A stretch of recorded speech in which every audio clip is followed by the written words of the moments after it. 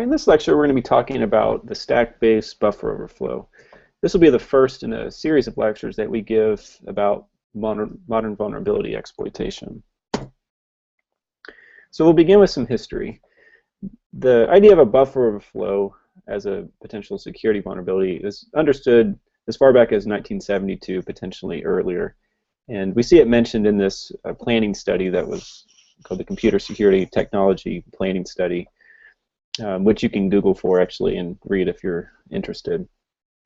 But it wasn't until 1988 where stack-based buffer overflows really came into the public spotlight with the Morris worm. So the Morris worm was written by a Cornell student, Robert Morris, and according to him, he didn't have any malicious intentions, but he was really trying to gauge the size of the internet. But the way the worm was written, it was possible for the worm to reinfect machines that already had been infected, and this essentially had the effect as having a large-scale denial of service attack. And so this one in part targeted the Unix's finger service. And for more details, you can go online and read. There's a whole history about this particular worm. But this actually led to the first criminal conviction under the 1986 Computer Fraud and Abuse Act as well. Fast forward to 1996, and we had a paper called Smashing the Stack for Fun and Profit that was published in the Frack magazine. And this is a great paper to go back and read, sort of introducing the concept of stack overflows and how it all works. So if we take a look at a few examples here of where stack overflows have been used in practice, in 2001 we had Code Red. This occurred in July and targeted IIS servers. And just in one day, 359,000 computers were hit. Interestingly, this particular vulnerability had been, a patch had been released, I believe about a month before the main attack hit, but because a lot of people hadn't upgraded, it spread like wildfire. Another popular example is the SQL Slammer worm. This occurred back in 2003. Again, small size, targeted another Microsoft product. This was SQL Server 2000. And also in this case, a patch had been released 6 months beforehand. But in just a mere 10 minutes, 90% of all the machines that were vulnerable had been affected. And another example, this one's slightly different because it didn't act like a worm in the other two cases. This was known as the Twilight hack and was an exploit on the Wii console. And the way this one worked is that in the Zelda game, in the save file, you could have a much longer name than expected by the game for the Zelda's horse, Epona. And so what you could do is you could have code that you wanted to run as a program on an SD card, and then basically when the horse's name was brought up in conversation, you could get it to load whatever module that you wanted to run.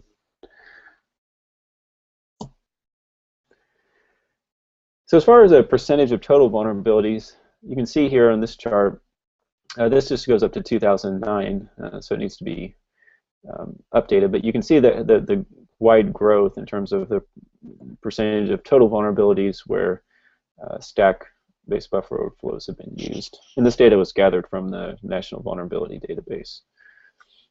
So it's definitely quite common, but a lot of new security technologies have come out which have made exploiting these types of bugs much more difficult.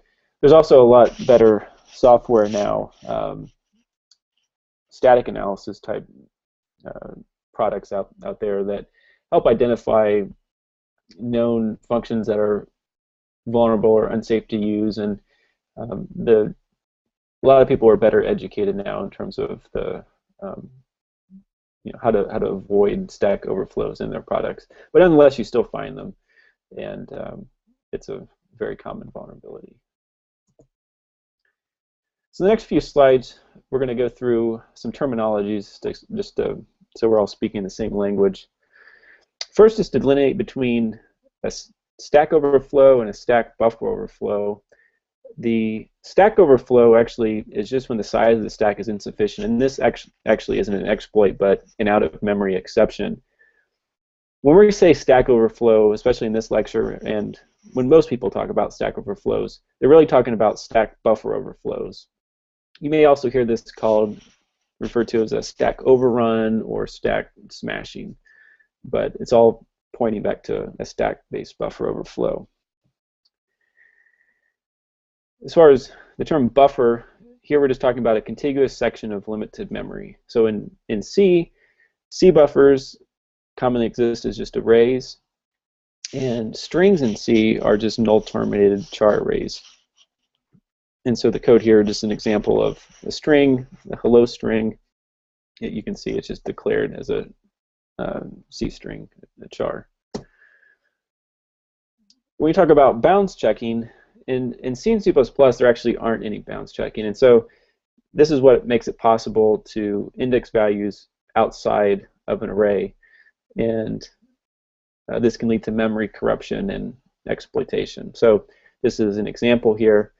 We have a very simple program that's just printing out indexes 0 through 3.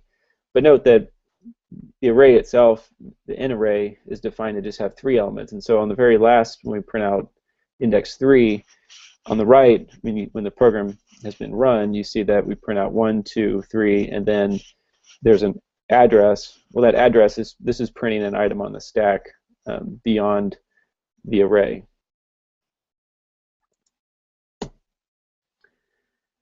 So the buffer overflow, this is just simply when we say buffer overflow, we're just referring to the writing of data past a buffer's boundary. And so in this code example here, this is a buffer overflow. This isn't an exploit. This is just simply a for loop that the programmer, in this case, this has a simple error where he's iterating from 0 to I is less than or equal to 3. Well, the N array is allocated to just have 3 elements, and so this is going to overwrite beyond the bounds of N the integer constant ff.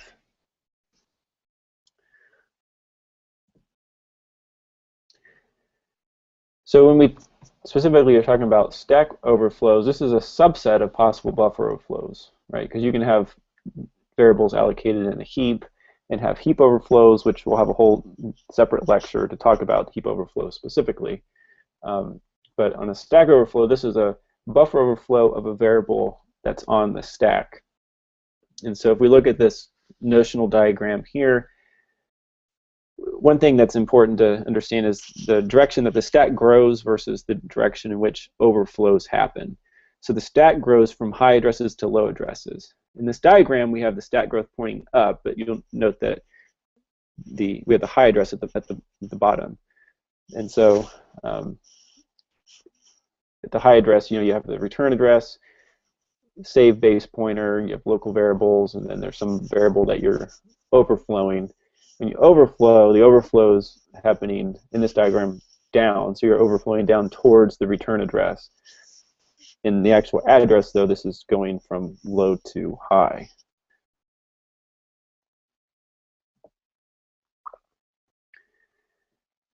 So C strings are just, as we mentioned before, these are just arrays of characters.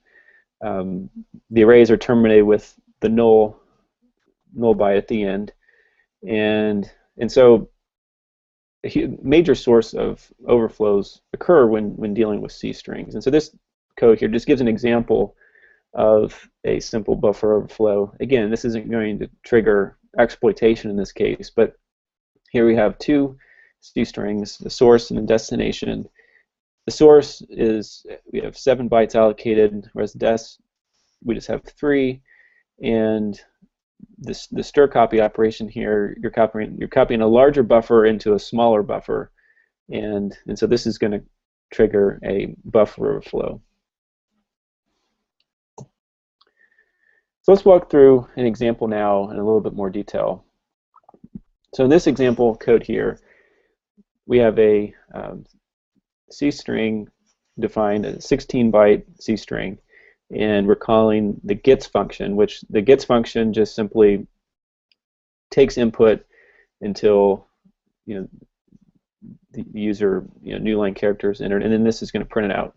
So gets is one of the worst functions as far as, because there's absolutely no bounds checking. It doesn't check to see is the buffer where the data is being written, is it match the size of the input. It just simply writes it out. So this is an extremely dangerous function that should never actually be used.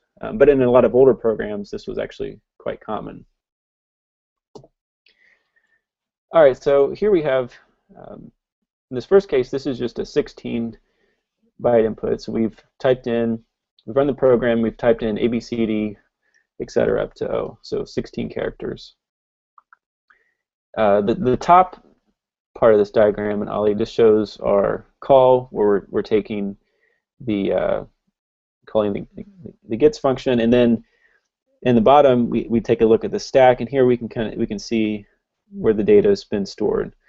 So you have at the very top, this is a pointer to the format string, %s. Next, then you have a pointer to the actual input string that the user typed in, and then you see the next 16 bytes contain all the characters that were typed in. So recall that Intel's in Little Endian, so the A is actually at the right, so 41, 42, 43, 44, etc., all the way up to 4F were entered. So in this case, nothing was overflowed because we entered, this was all within the space that was allocated on the stack. So now let's take a look at what happens when we input more characters and we actually do overflow the stack. So now we've entered 0 through 9, 0 through 5, and then A, B, C, D, E, F, G. So on the left was the first input we saw before, and now if we look on the right, you see a pointer. You have the pointer to the string that was entered, and then now we've completely overwritten the return address. So previously we had, so right above the return address on the left side of the diagram, that's the pointer to the saved base pointer, frame pointer, and then right below you have the return address. Here, the string that we input, you can see that that was completely overwrote that. So we've overwritten both the base pointer as well as the return address in this case. So what's actually going to happen when this happens? Well, it's still going to print correctly, and the program's going to restore a bad base pointer, which is an error. It's not critical error, so that's not going to immediately crash the program. But then, when it gets down to this 474645 address, that's a bad address, and that is a critical error, and that's going to trigger an access violation. And so you see at the very bottom here the message that you'll see, which is access violation when executing then that address. So one of the things that comes into play when we're talking about stack overflows is the difference between Highland and Lowland addresses. So in Highland address, the most significant byte in the address is 00. The nice thing about is not 00. The nice thing about Highland addresses is that this gives us an unlimited injected code size, and we'll see why in the next few slides why that is. On Linux, the Linux stacks are in Highland address space, so that's nice from an exploitation standpoint. Lowland addresses, on the other hand, the most significant byte in the address is 00. And so this is actually has the effect of limiting our injected code size. And you'll see that Windows stacks are in Lowland address range. So to understand a little bit more about why that affects how much we can inject, it comes down to Endianness. So on x86, this is a Little Endian byte ordering. And so if we look at the diagram at the bottom, suppose that the data value that you wanted to, that's in the register is ABCD. Well, the way it's actually going to be stored in memory is the D, which is the least significant byte, is stored first, followed by C, B, A. So basically in reverse order.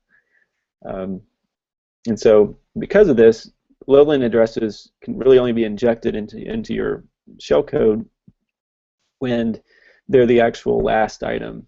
This is specifically the case when you're dealing with strings, string-based attacks, because the string operations will continue until they encounter a null character.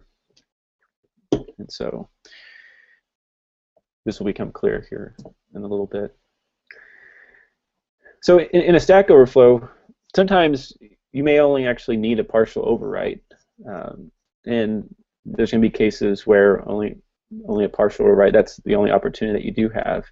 And this is the case with a lot of off by one errors, which are very common, similar to the code example we saw previously, where we were iterating through an array, and instead of having less than the upper bound, there was a less than or equal to. So that's a classic example of an off by one error. So just to kind of illustrate this with the indiness, suppose we are going to overwrite 4 out of 4 bytes that we have in our overwrite with A's. So the ASCII code for A is hex 41. And so in this case at the bottom, you see, so at the top, this is what the stack should look like. You can see the saved base pointer, return address, and then there's this 6C value. We override them with all A's, and there's followed by null byte. You see 41414141, and then the 6C has also been overwritten by the null terminator. We do 3 out of 4 bytes. Okay, we have the 414141, and then the null terminator. In this case, the 6C is not affected. 2 out of 4 is going to look like this. 1 out of 4. Now you actually see the 40 in the original return address is now there, but we've changed the low 2 bytes. And if we don't put any A's and just have the null, then we've overwritten that partial overwrite. So that just kind of gives you an idea of if you are depending if you only have a partial overwrite, you may be able to get a pointer to some other area in code that is valid, and so you may not need to actually completely overwrite the return address with something different, depending on the situation. So moving on to talk about some of the common exploit vectors that you do run into. A lot of these are all C functions. So gets we've already talked about. This is the absolute worst. Very unsafe. Never use this one. Because this function, again, just simply takes whatever the input is, writes it into the buffer that's passed. And so you're pretty much guaranteed to have an overflow if that function's ever used. Then there's the whole scanf family of functions. And if, in this case, with scanf, if there's no precision specifiers, that means there's no bounds checking, and you also have vulnerability at that point to an overflow. In C++, if you use the cn operator to a char array, again, there's no bounds checking. So in this case, if you are using cn, you should be using the .get or getLine with length specifiers. And then there's a whole slew of unsafe string functions.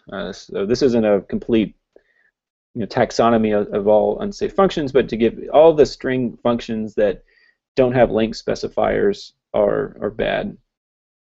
But there are length specifier alternatives like str_ncopy and str_ncap.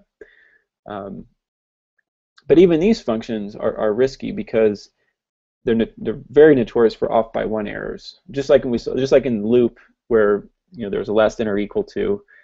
It's also very common that when using these, the wrong value will get used for the length, and that then opens the door to potential exploitation. All right, so suppose you found a weakness, you found a potential stack overflow. What's your target? What are you trying to do with this? Well, there's sort of two main ones. Is that you either you're trying to control pointers, or you're wanting to manipulate local data, right? And so some of the pointers that you can target, one of the most common ones is the return address. If you recall from the diagram we saw previously, if you overwrite one of the local variables, for example, and then you can use that to overwrite the return address, then it can return to your shell code, and you gain execution that way. Another target might be structured exception handlers, and we'll talk in more detail about this later in the lecture. VTable pointers, another target, and just function pointers in general. So if you remember from a few lectures back in the reverse engineering lecture when we talked about how C++ virtual functions, how those were allocated, how the vtables were created, and you essentially have all these different pointers. Well, as you can imagine, if you were to overwrite any of those, when those functions are called, that's going to then trigger your code. And so any function pointer that you can overwrite, when that function is called, or however that function pointer is used, that's when you're actually going to gain your execution at that point. With local data, it's a little different from controlling pointers. Here you're trying to change the value of critical variables. So imagine you have a program that has a local variable defined that indicates value of 1 if you are an authenticated user, or a value 0 if you're not authenticated. And suppose you just have a simple 1 byte overwrite. Well, if you can just overwrite that 1 byte from 0 to 1, then you can suddenly make yourself an authenticated user. Another example might be if the application is doing something with pricing. If you can do an overwrite that affects the overall price that's calculated, then that's, you may be able to cheat out of money. So there's many different things depending on where the variables are, where they're located, and what you have control of, where you may be able to influence program behavior by overriding particular local data values. So to drill down a little deeper, we'll start by talking about how you actually would exploit something like the return address. So this is a similar diagram we had earlier where we showed the direction of stack growth versus the direction of overflow. And in red here is what the attacker is going to be trying to overwrite. So basically at the top here we have the overflow variable, and then everything is overwritten down to the return address. And so once in the return address is going to be pointing to the beginning of your shell code. And so essentially once that function exits, then that's when you're going to gain execution, because it's going to hit that return address, and then it's going to go to your shell code. And that's when you gain control at that point. All right, so let's walk through an example. Here again we have this function where we're using gets, and you can see this is the good entry where we just entered A through O. Now let's compare that with an exploit entry. So on the right here we have just some very basic Python code that's building up some shell code. This shell code actually isn't doing anything in particular. We have what's called a NOP sled or no-op sled. NOP sled is just a bunch of no-op instructions. So the opcode for no-op, recall, is hex 90, and so NOP sleds are typically used if you don't know exactly where you're going to land. You might have a large section of NOP, so as long as you can get execution to jump somewhere into that your NOP sled, then it'll just be a series of no-ops until it gets to your actual shell code. So that's a common technique that's used, is to create these NOP sleds. In this case, we're not actually going to have anything for the shell code, so you see that's just blank. And then we have 4 padding bytes where we're just repeating the A character. And then our egg, which is just what we're calling our shell code that we're going to pass, is just the concatenation of the NOP sled shell code padding. And then at the end we have the pointer. This is what's going to overwrite the return address, because remember we want the return address to point to the beginning of our shell code. And so if we look at the stack here, the beginning of our shell code is going to be at address 12ff70. And so that's why we put that at the end, because that's where we want to have our return. Um, and then the rest of the code just basically is to run the executable and then send it the egg. And so on the right here we have, you can see the code. So once you've done Overflow, you see this 16 no ops. There was no shellcode, so the next thing you should see is the padding. So you see the 4 A bytes. That's the 41414141. And then at the very end there, you see the pointer back to the beginning of the shellcode. So that's that. And this just shows the exploit from an Ollie debug. And so in this case, again, nothing particular is done. This just shows how the exploit would actually work. And a few points that are worth noting is that in a lot of modern programs, there's all sorts of protections that are implemented, which we haven't really gotten into much detail about here. But there are, non-executable stacks. So just simply overriding this may not be enough, right? There's also something called address space layout randomization. We'll talk more about that in other lectures. And so there's a number of things that make this process more complicated. But just in this lecture, we're trying to give you the basic concepts of how a Stack Overflow works. And so the assumption here is that the program's going to be loaded at the same address, and that we can execute code off of the stack. All right, so that's how you would exploit from the return address. The next part that we're going to talk in more detail about is how you would exploit the structured exception handlers. So in the previous lectures, I've mentioned structured exception handling, but not in much detail about how it actually works. So SEH works simply by, when an exception occurs, the SEH chain is traveled. So the chain this is a linked list of handlers. And so each handler can either handle the exception, or it can just pass it on and it will go into the next handler in the chain.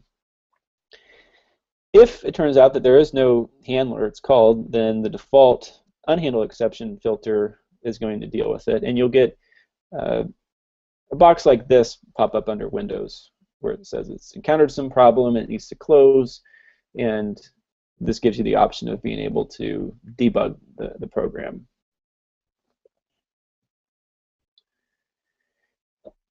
And so if we look at how the handlers are set up, this is essentially a linked list of handlers, and this just shows at a high level. For one record, we have a pointer pointing to the next record, and then there's also a pointer to the actual handler routine. And so in this example, we have one of the handlers. The first one will handle divide by zero errors. The next one handles excessive string lengths. The next one handles missing files, etc. And so each of these, it's very simple. You just have a linked list to the next record, and then a pointer to the handler. And the last handler in the chain, notice that the next record is going to be, all Fs, which is -1. And so that's how it knows that it's at the end of the handling chain.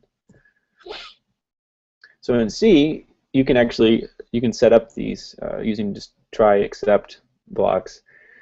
What this essentially does is it creates a guarded block. So everything in this try block is going to, any exception in here is going to then go through and it's going to call this exception handler, which in this case, the exception handler just simply prints exceptions. So this is very basic, but this is how you would set it up in your code.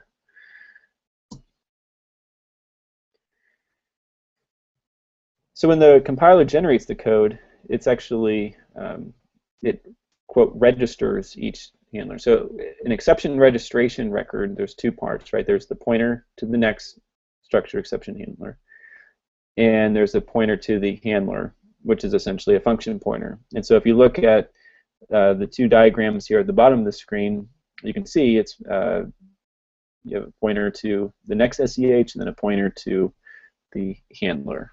And you can then see those on the stack.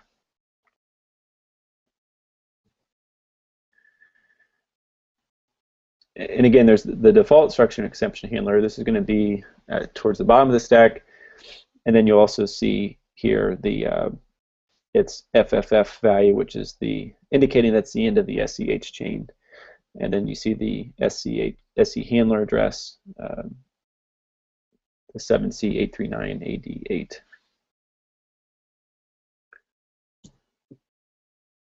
All right, so that's how it works. Now, how do you exploit it? Well, there's sort of three main parts to this. The first part is that we want to overwrite the next SCH pointer. We want to overwrite the SC handler. That's the function pointer, and we want to create an access violation that's going to be handled by the SCH chain. So, for the first part, we're going to, and on the next few slides, these will all become clear about why we're doing what we're doing. But the first value we overwrite is going to be a short jump, jump to 6 bytes forward. So this is going to essentially be jumping over our SE handler pointer. The SE handler pointer, we want to have it point to somewhere in, say, NTDLL, but it could be any pop-pop-ret instruction. Again, we'll explain why you want it to point to a pop-pop-ret instruction sequence. To find that, you can use in the Metasploit tool, which we talked about in one of the previous lectures, the MSF PE scan. That's a useful tool for actually finding these sequences in DLLs and other routines. So we use that tool. And for the last part, we just simply need to have some overwrite that's going to create an exception. So let's explore this in a little bit more detail. So first, why the pop-pop-ret instruction sequence? Well, the exception disposition struct gets placed on an independent exception dispatcher stat, right? And then the establisher frame, this is what's pointing to our SEH registration, which is one of the values that we've overwritten. And this is located at ESP plus 8 on the new stack, right? And so when our handler gets executed, which is what's, when the exception's triggered, it's going to hit our handler. This is going to be pointing to somewhere in DLL or some piece of code that has that pop-pop-ret sequence. And then because of that, if we go back up, ESP plus 8, well, if you have 2 pops, that means the stack pointer is now pointing to the frame, the establisher frame. And then the ret instruction, ret, if you recall what it does, is that it's going to take value off the stack, and execution is going to go to that address. So pop-pop-ret will begin execution at our SEH registration. And then recall that we had the jump that was overwritten with the jump plus 6, which will take us to our shellcode. So to illustrate this in a little bit more detail, visually, again, we have the first entry, you have locals, you have the next SEH pointer, that's, remember our linked list struct that we talked about before, and then you have the function pointer to our actual handler, our exception handler. Okay, and so for the SE handler, that's the function that's going to call when the exception's triggered.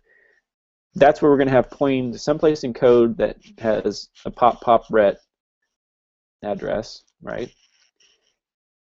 That sequence is going to then, in turn, cause execution to continue to the next SEH address, which we've also overwritten. In this case, we've overwritten with it a jump plus 6. Well, the jump plus 6 will jump over that address, the pop-pop-ret, and into our shellcode. So we have an overflow, we write in the jump plus 6, we write in the pointer to the pop-pop-ret address, and then we have our shellcode. And so one question you may be wondering is like, well, why not just make the pop-pop-ret point to the shellcode? Well, the reason why is because we can have this point to a Highland address in something like NTDLL, for example, which gives us more room, much more room to place our shellcode. And so this shows in a little bit more precise details the normal stack frame versus the overflowed frame.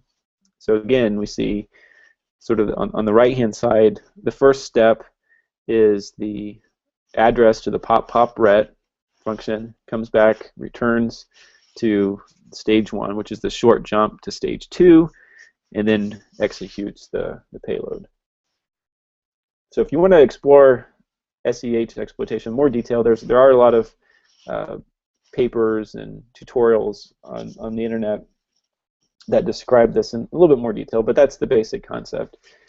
And again, as with the things like non-executable stack protections, there are, to defend against SEH exploitation, there's something called safe SEH.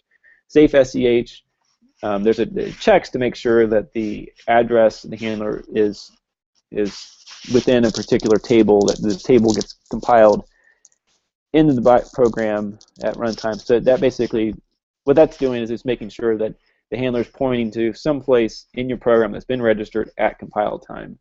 And so that's one of the defenses that are out to make this type of exploitation more difficult. So to show this, an example of what this would actually look like in practice, here we have all the 4141 bytes that you see. That's from our overflow. Those are just the A bytes.